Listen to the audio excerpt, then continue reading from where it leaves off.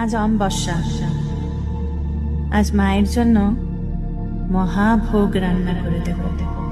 ডামরি, ডামরি, ভোগ কই?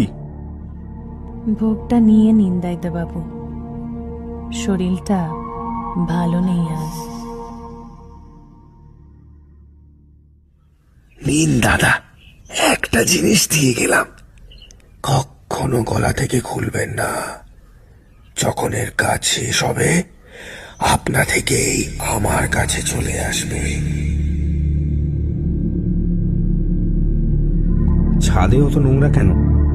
তুমি থাকো ছাদে, এগুলো দেখতে পাও না? কিসের জন্য রাখা হয়েছে বলো তো তোমাকে?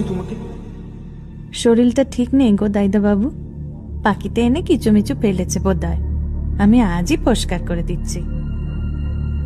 তবে একটা খারাপ খবর আছে দাইদা বাবু, সকালে উঠে চাবি দিয়ে তালা খুলে দেখি মা আজ ভোগ নেননি।